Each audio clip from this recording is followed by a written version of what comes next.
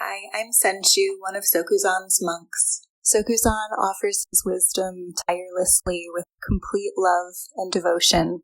If you value these teachings, Sokuzan, the mandala of SokukoJi, please consider donating at sokukoji.org. Thank you. Let negativity help you. In other words, in the same words. Let negativity help you. Something shows up that's negative, and what we kind of spontaneously or impulsively do is we push it away in several ways. We push it away by blaming, by analyzing it. Who did it? Why is this not happening? Why is this happening to me again? The whole ramping up ideas that show up with the ego mind of this shouldn't be happening to me. I shouldn't be feeling this way, so on. So the idea here is, as you've heard me say a few times, receive whatever shows up in your mind stream. I don't care who caused it, relatively. I don't care if your next door neighbor broke through your fence or something like that, or did something terrible. Of course, the relative truth is always going to be there. But most of the world is working with that in such a way as to propagate, further establish the belief in a self and in an ego and of a person who is over here and another person who is over there who did something to me. This is about awareness. It's not about right and wrong. If you're stumbling around with right and wrong, then you probably need a teacher. Or not. Maybe you don't. Maybe you should go do something else. You've heard me say a few times. The teacher isn't going to do much else other than just point out the way you're stuck on your imaginary self, the way you're stuck on that. And that may not be comfortable.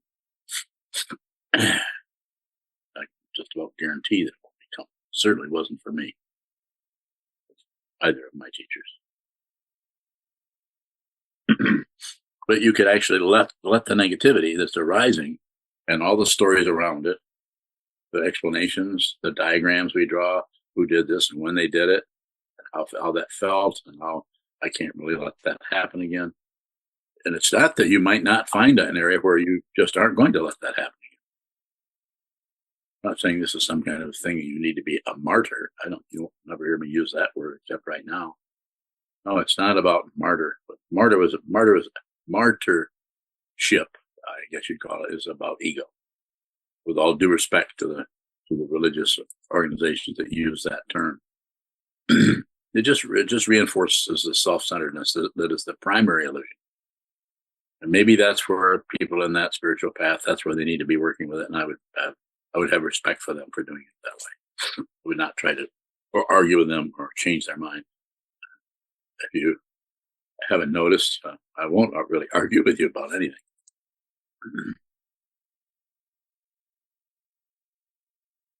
So let the negativity that arises next week, tomorrow morning, anytime, on the cushion, off the cushion, whatever shows up that's negative, please, as your teacher, at least for the next 20 minutes or so, half hour, listen to what I'm saying. Consider it. It will not be easy, because the chattering mind, the ego mind, will get hooked and will tell you that this shouldn't be happening. He shouldn't be saying this. She shouldn't be saying this. This is wrong. I'm being abused. Yeah, you probably are. If there's no one here, if there's no one home, if there's no solid self in the skandhas, there's no way you can be abused. You can't be abused because you're not real.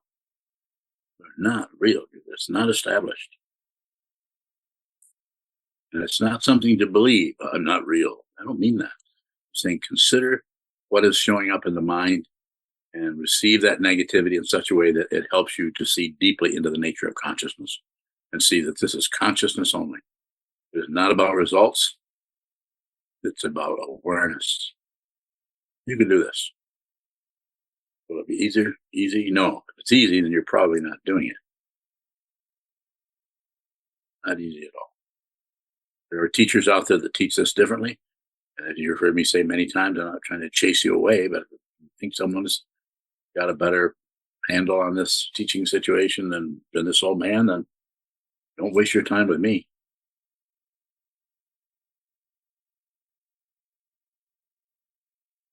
it might help you a little bit to adjust whatever negativity is arising, to receive that negativity and see that if you receive it without comment, if you receive it without criticism, you receive it without shutting down on it, then it begins to reveal the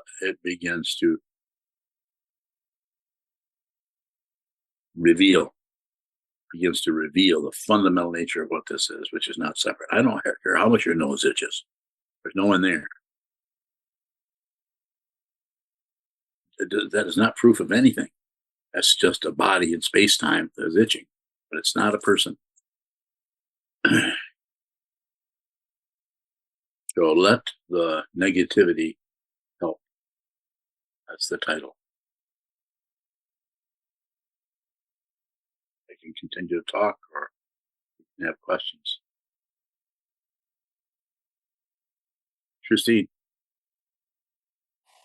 Christine bowing. What is the nature of consciousness? Bowing. Not separate. Nature of consciousness is there's no separate situation. It's not separate. Whatever you're looking at is the same as everything else you're looking at. Not separate. It has to be seen. That's a concept that I'm expressing about that in response to your question, which is a very specific question. What is the nature of consciousness? The other way I could do it is to not say anything.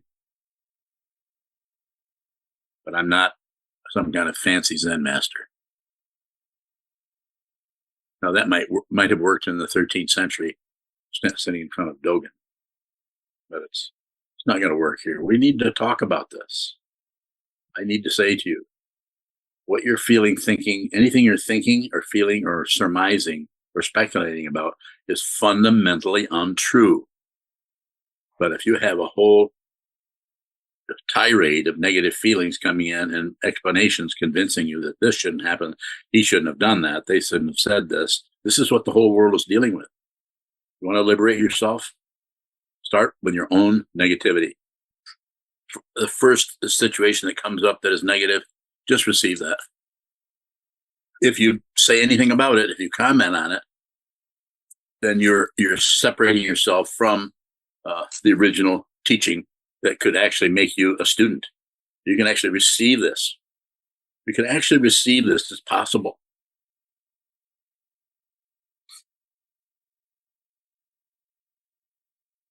It is sometimes said, don't get close enough to the teacher, don't get enough heat. Get too close to the teacher, get burned. And that's what it feels like, the ego.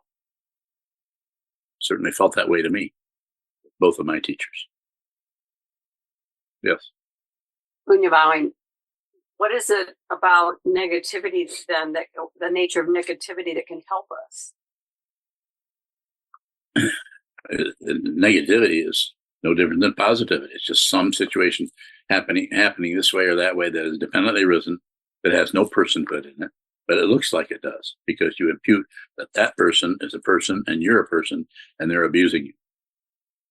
And so to receive that negativity helps you transcend your belief that you're a solid, separate being. Just because you have fingertips and eyes, nose, tongue, body, mind, doesn't mean there's a separate being here. That's why it is such an illusion. It's so very, very convincing. We work with this every day in our relationships with our partners, with our mates, with our children, our parents, on and on. Sangha members. It's really, really difficult. And as far as I know, it can only be done with awareness. It can only be done by receiving. Awareness doesn't produce anything. If it produces things, then it's called ego. Is there a process to receiving negativity? Yes, it's called sitting meditation. Sit down, hold still, and receive everything you've been rejecting the last 20, 30 years of your life. Begin now. Receive it. Make no comment. It's very hard to do if you've spent the last 30, 40 years or 20 years constantly objecting to everything, agreeing with everything in order to get your reference point to be more supportive of you, the individual person who has been offended, or the individual person who can do better or can improve, who cannot improve. I'm not saying that there won't be something that might look like improvement, but that will be a liner notes. That won't be anything right in the front of your consciousness. You just notice that you're not fighting with people anymore because you see the suffering they're going through, which you've been covering up more than likely. Go ahead. You're bowing. So if we're in the midst of let's say a heated argument or some negativity, is there a way to observe that negativity as it's occurring, and what would receiving then look like? Are you talking about a relationship to another person? Yes, that or any situation that. Well, let's not get too vague. Let's talk about something specific so I can be specific. So let's say another Sangha member has made a remark that we consider disrespectful. Yes, and that's happened in the last 3 days in our monastery. Yes, I have heard about it. And so we've got that relationship. Someone said something, someone then received that. They listened to it. But they might not have received it. They might have come back and accused that person of doing this or doing that. Or defended. Might come back and say, you're being disrespectful to me, or something like that. And relatively, there might be a possibility of that. Just a possibility. But if you go that direction, you might as well take your robes off. Take off your rock suit. Stop meditating. Go do something else with your life. Go become a plumber. Or something that has relative truth really, really intense. Because if you come this direction, you're going to fall off the edge of a deep cliff into darkness. And that's where the light is at, in the darkness. I'm not trying to be romantic or fancy about it. Go ahead. I was just going to continue to paint the picture. So we have, let's say, two Sangha members. One says something that the other perceives as disrespectful, and then fires back another remark. Yes. So what is the obligation then or responsibility of the person who's now receiving perhaps a rude remark back? It feels like a ping pong game. No, it's not if you don't play. But that doesn't mean you look away. You just don't make a response. You receive it. You receive that ping pong ball. And this is the whole, to go into that image, that's duality. If you return that ball, that's cause and effect, right and wrong, up and down, back and forth. Don't play ping pong, but don't leave the board. Don't cash out. Don't go anywhere. Just receive. When you're bowing, but is there something that has to occur in either case for that receiving, and then don't play? Don't. Yes. If I understand your question, I would say nothing happens. You have to see it. You think something is happening, you fight back. You think something is happening, you're going to cash in your chips and leave. Off. Don't do anything with it. Any position on that at all creates more chaos and drops us right in the arms of the Buddha, the first noble truth. Life is suffering. Receive that. Go ahead. When you're bowing, but can't that not participating be perceived as being belligerent? It doesn't matter. People are going to think, they might walk away and say, you're belligerent or he's belligerent. That happens to me. I'm this way, I'm that way, I'm that way. No, I'm a Dharma teacher. That doesn't make me right.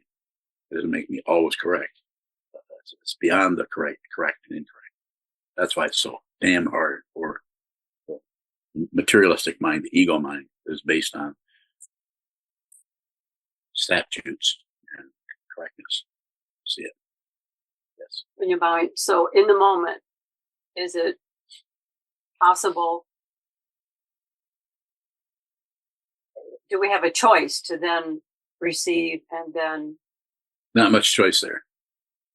The important thing, as you've heard me say many times, tired of hearing myself say it, you need to train the mind to watch the movement of the mind, so that when that movement happens in your life situation, that you can do what? Less is better. Make no response. Just receive. And it's probably going to get very painful at times. But you won't necessarily be building up a belief in a separate being, an ego. In your mind. So in that transaction, how is negativity helpful? to either give the party. Just receive it. It's so hard. But what's helpful about it? What's helpful about the negativity? Because the negativity that is perceived and projected on, it buys into the relative truth that something's wrong, something needs to be fixed, something needs to be addressed. Or you have it. It's helpful because you begin to see. You're not going to see the duality that is the illusion of this world by just grasping at positive situations. You need to look at the negative and the positive and receive it. They're negative, receive it. Positive, receive it. Just receive without comment. That's Is there a place for outflows in that scenario? Outflows are always appropriate. It's just that awareness of the outflow is most important. Be aware that you are yelling at someone that has commented on something you said or done, and you're back at them. Be aware of that. If you're aware of it, then it starts to come apart. It may not go away. It may come back next week. But the awareness part is important. That's why sitting meditation is so important. Without sitting meditation, this can't be done, because the thinking process, the thinking mind gets empowered because it is prioritized over the space in which the thoughts occur. The space is the truth. The thoughts, the emotions, the conclusions, the judgments are relative truth, and they are untrue. They're lies.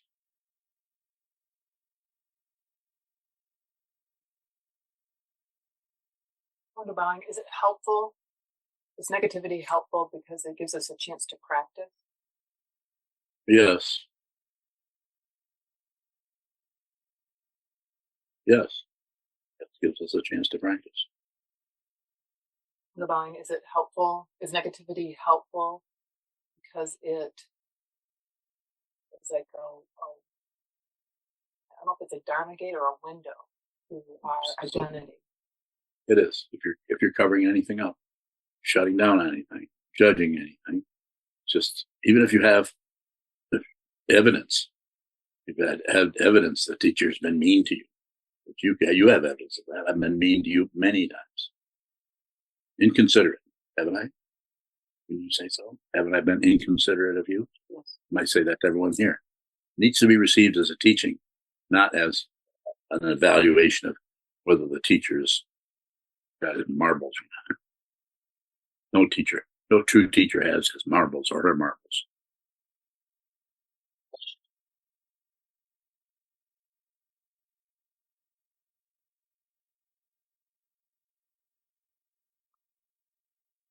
Wonderbowing, is negativity helpful because it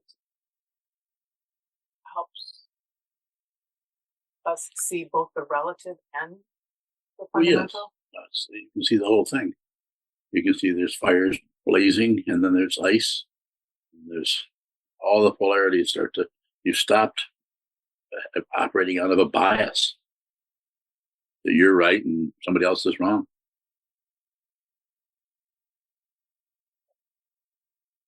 So by receiving either end of that spectrum, you begin to see deeply into the nature of what this polarity is. It has no fundamental existence other than relative. If you get into the ultimate understanding of it, everything disappears. And it won't be an experience because there's also no experiencer left. I'm open for questions in that area if you have them.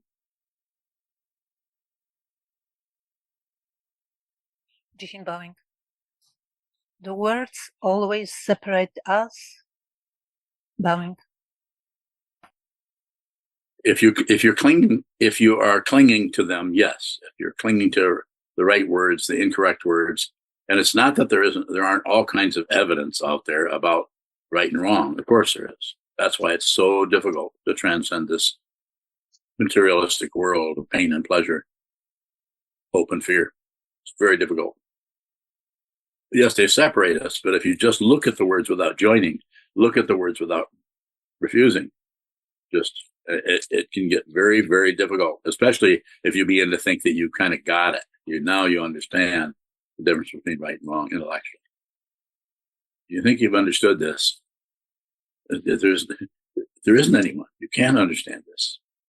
It's better than that, and it's worse than that. It's better than that because you're liberated, which means there never was anyone.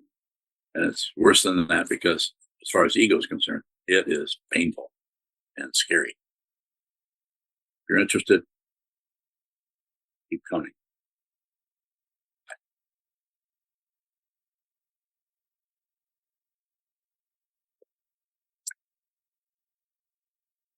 Junchu bowing. Yes, Junchu. If we are angry about a situation, is that an indication that we are hooked on right and wrong? Bowing. If it has to do with the teacher, yes.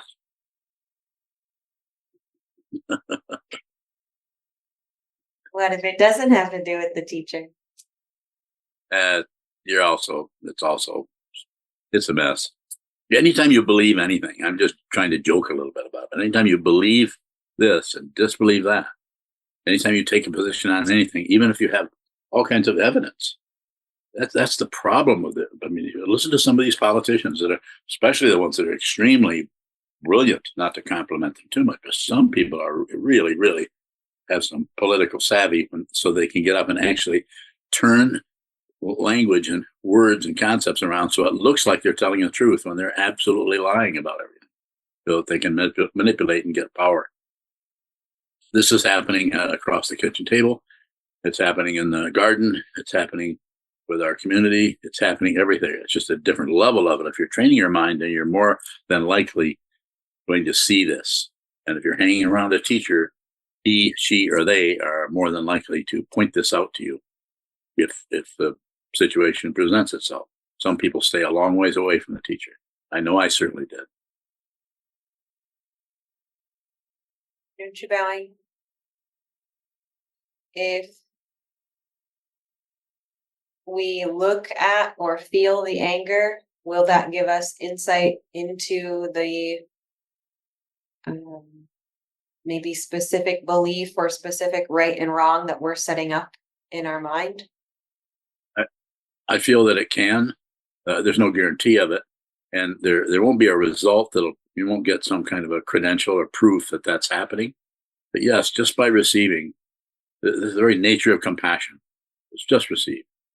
It's not so much producing a bunch of loving kindness. That's the relative way, and that's a relative bodhicitta. But ultimate bodhicitta is just let everything happen to you, because there isn't anyone. So if you just let everything happen to you. Now, if someone's functioning as a teacher, much different situation. They are going to relate to what they see in front of them and whom they see in front of them. And there's no pattern. There's no protocol for that. There's nothing set up. There's unpredictable, crazy wisdom. It's wisdom, but it just seems crazy. It's so outlandish. Junchu bowing. Is there any difference between anger that is hooked into right and wrong and anger that is not hooked into right and wrong? Well, yes. Anger that is not hooked into right and wrong is, there's a name for that. It's called self-liberated. And there's the teachers in the past have tried to find a way that when they begin to see this, see that the energy that comes up is, if you don't grasp it, blame somebody. If you don't reject it, go to war with somebody.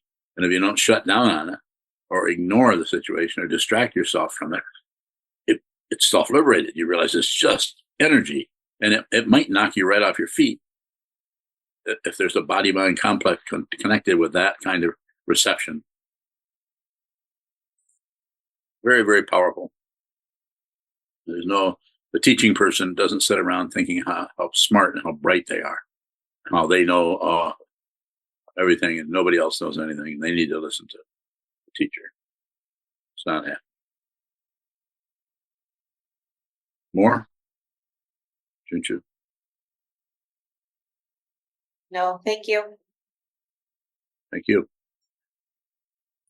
Jishin bowing. What happens when the reaction of the ego is seen? Reaction of the ego to the words is seen. Bowing. I'm afraid I'm not following you. Could you say a little bit more?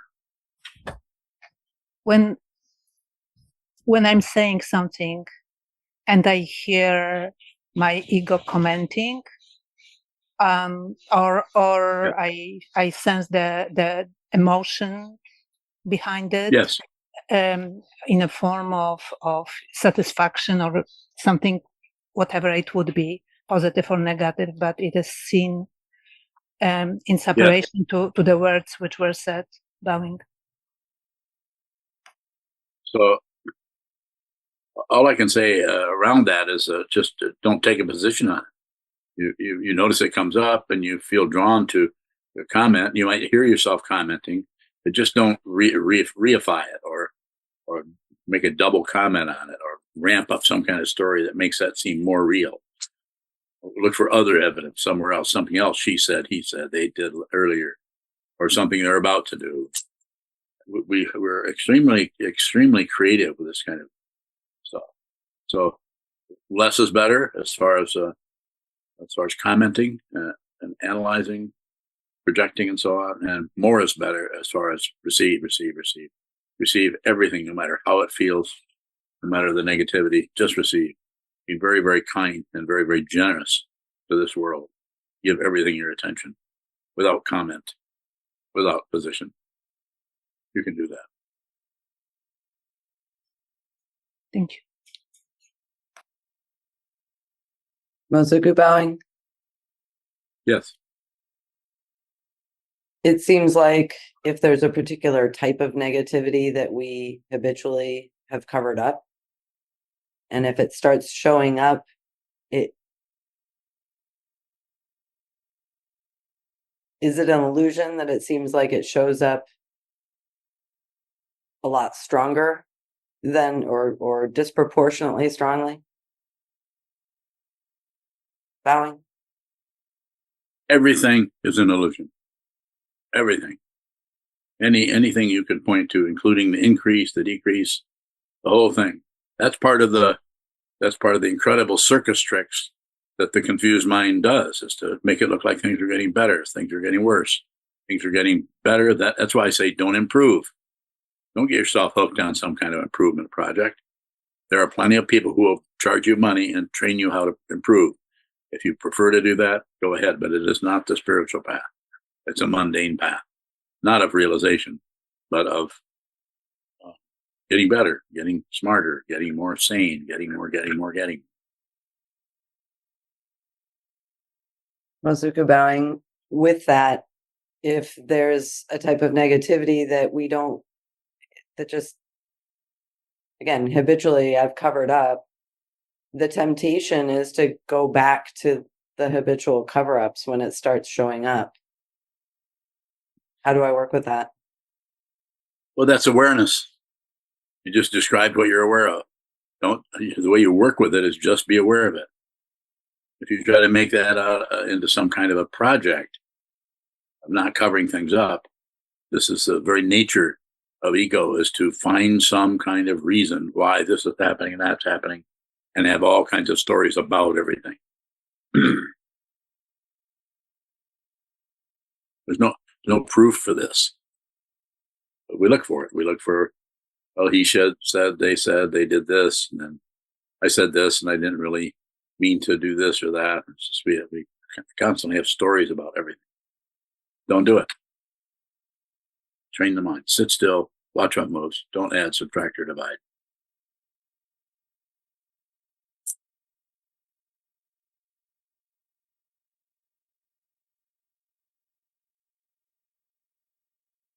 Ilka bowing. Yes, sir. I have a question on YouTube from Martine in Latvia. Yes. Does liberation show up as being one step from all the drama? Bowing.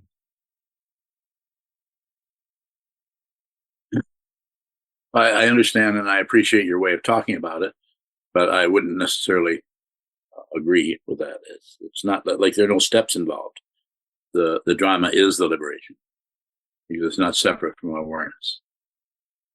So this is why I'm saying negativity. Let the negativity help. Receive the negativity, no matter how it's caused or who caused it. If you go in and look for it shouldn't have happened or they shouldn't have treated me that way, I'm not saying that's not relatively correct. Of course it is. And also it's important as to who said that to you or who did that to you. If it's just another person down the block or if it's somebody in your workplace, or you might want to try to receive that. And if it's your teacher, then you should drop to the feet of the teacher, either physically or in your mind. If you can't do that, then you probably are not a student, or at least you're still working on that. You have to do that. I can't cut corners here. I have to tell you that this is how I got treated by my teachers. And it was not easy. But then again, if you have another way of doing this, then you might want to try that.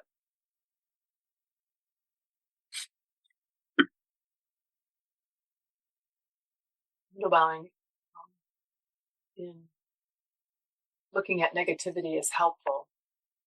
Is there, how does communication fit into that? When we're receiving, can we communicate with whoever it was that maybe disrespected, to go back to the earlier example? I think it's possible. We need to have a conversation about it. Is that receiving, communicating, or is that producing? It's a little of each. But it's the intention that's showing it there. The intention to find the truth. The intention to find what is fundamentally the truth. Bowing. What if you're looking for results, for an apology or something for the disrespect, for some acknowledgement that they're... It's so variable. So I've had students who were just outraged at me and mad at me for this. It's been years ago about this or that, and I did not apologize. Not. And was it valid, their anger? If I look back at it, probably was. But that just told me that they weren't ready to function in this area. And I felt very sad about it. But I did the best I could. That doesn't set me up as some kind of a deity or some kind of a great guru. I'm not saying that. Personhood here is vacant. You come to me with personhood, that's what I'll relate to. Buying it sometimes seems like receiving is passive. Is there an active component to receiving? What would you say? Well, I'm thinking of some instances where it seems like communication is called for. It is. It's so hard not to then look for results from that communication. It is. And that would be, if you're looking for results, is that receiving? Well, it might be, but if you understand that have an understanding that results are kind of extra, that's still the relative dynamic. You may have to have some of that. You won't even study under anybody unless you get some kind of results. Start meditating and see that you're feeling a little bit more relaxed or calm or whatever. There's just so many ways of describing it. But everyone's experience of sitting meditation is different. There's two ways that it shows up. For some people, it's a lot of clarity right away about what this is.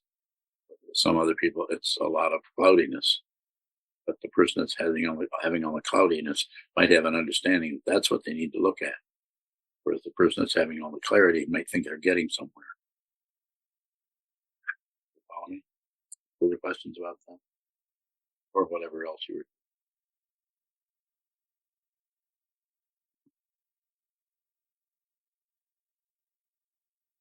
Bowing. I know for myself, I tend to avoid conflict. So I avoid conflict by looking to receive whatever shows up. instead of communicating about it or trying to. So you're saying that perhaps you're trying to receive it, but really it's a cover-up? Or is it a cover up to avoid conflict? So situational. So it could be.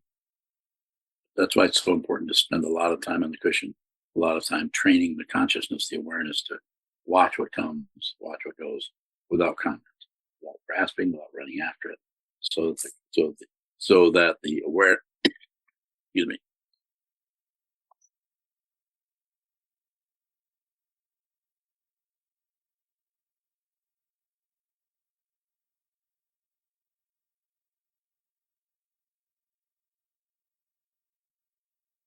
so that the conflict. I lost it. I got in the middle of cough. What was the question?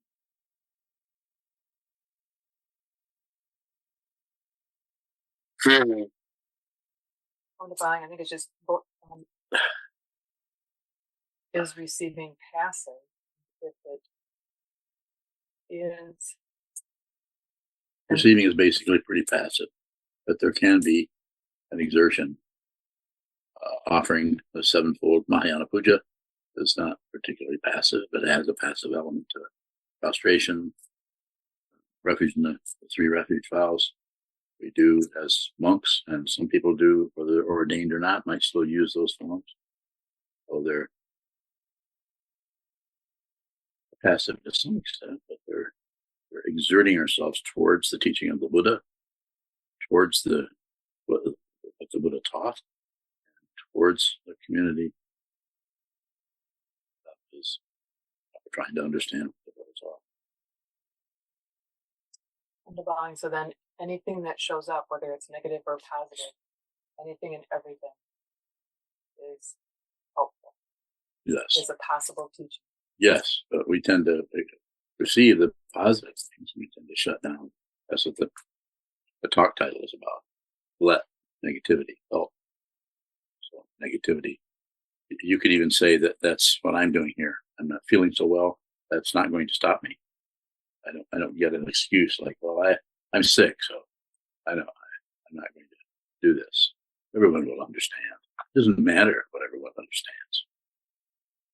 It just doesn't matter. Beside them, everything is beside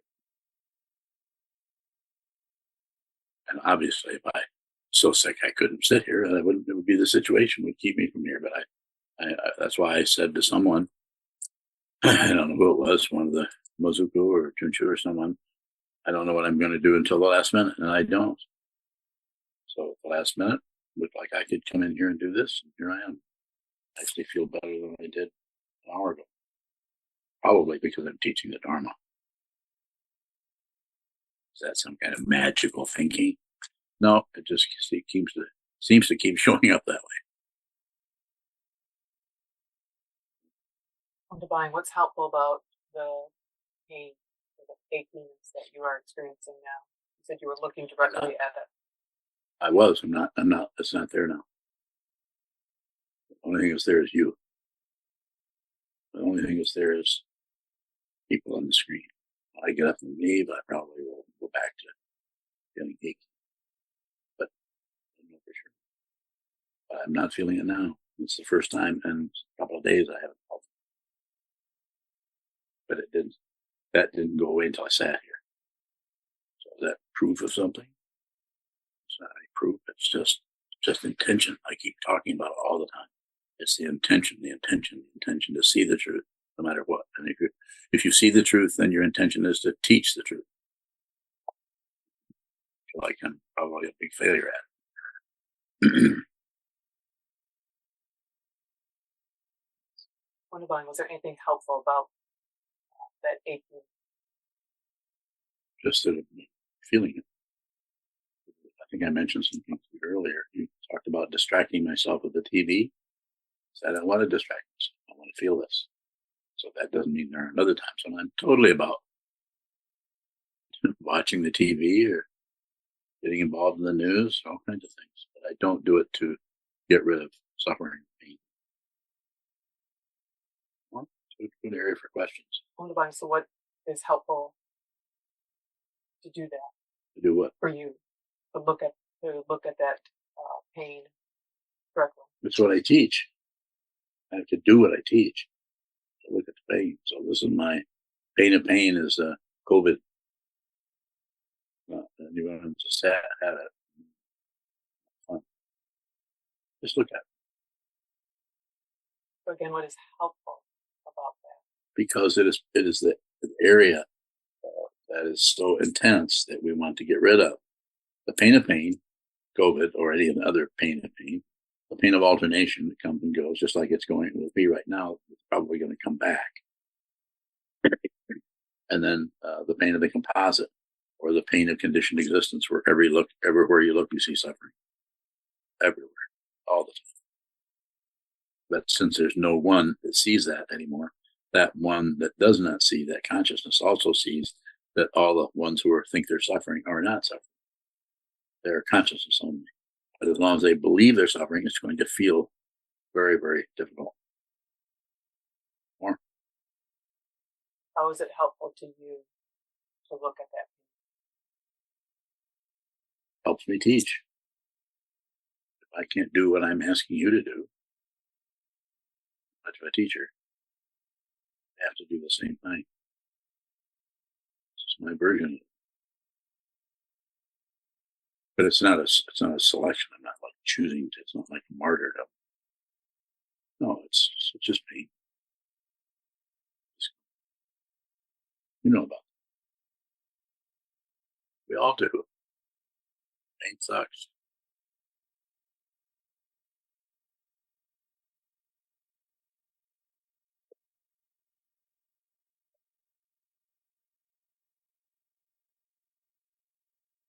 Is there another question? Milka bowing. Okay. What is it about intention that meets the negativity where it's at, bowing? Well, it only has one direction. So it's not intention that's looking for a result to get rid of the negativity. If you're really doing this, you don't care whether the negativity goes away or not. I'm not saying you're not an idiot. You wouldn't like the negativity to go away, but you also understand that it is dependently risen, and it has no source. It is everywhere. Sometimes it springs up in the mind or the nerve endings very, very intensely. We just receive it as best we can. Tend to receive. This is painful, but this is not as painful as some of the physical things that I've been through. Probably could say the same thing for all of you. All been very difficult, not just physical stuff, but emotional stuff. Losing someone close to you is horribly painful.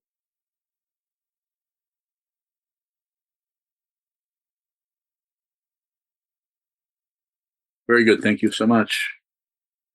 Hi, I'm Senshu, one of Sokuzan's monks. Sokuzan offers his wisdom tirelessly with complete love and devotion.